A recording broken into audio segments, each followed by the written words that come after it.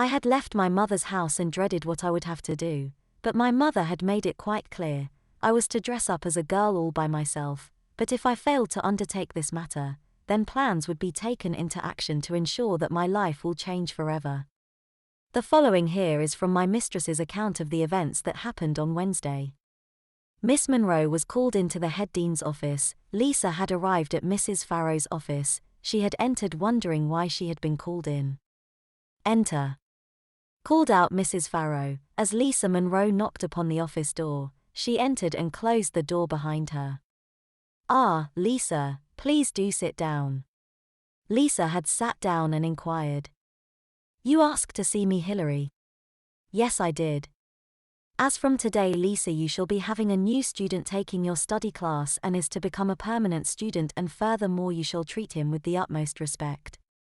Miss Monroe's face was one of pure shock. "Did I hear you correctly, Hilary? Did you say he? As in that a boy is to become a student of my study class?" "Yes, Lisa, you heard me correctly, and yes, I do mean that a boy is going to become a student of your study class." "But Hilary, in all of my time I have spent teaching my study class, a boy has never become a student. Which boy exactly will be becoming a student of my class, and why?" "Marvin Maxwell has a very good and genuine reason for becoming a student of your study class, one which shall be made more clear to you at a later point, I promise you, but for now you treat Marvin with a lot of respect, as he is giving up his whole artistic career just to be able to become a full-time student of your study class." "What?"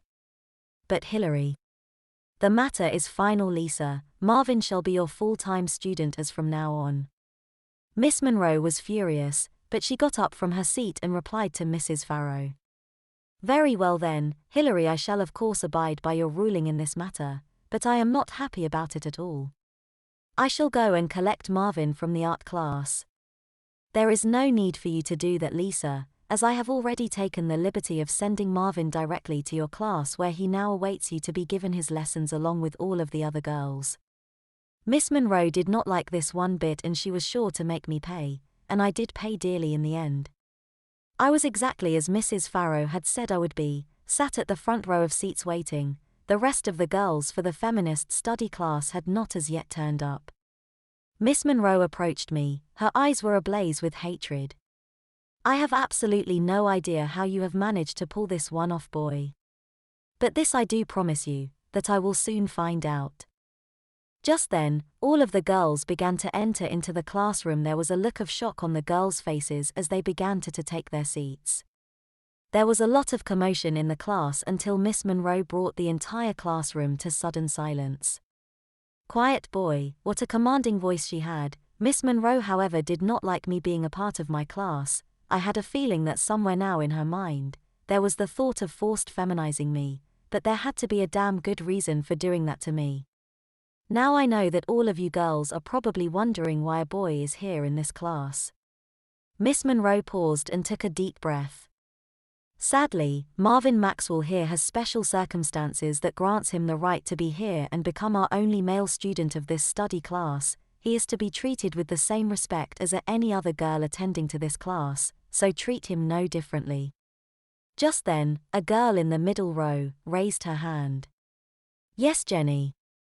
The girl was called Jenny Harper. She was pretty good looking and she had long red hair, blue eyes.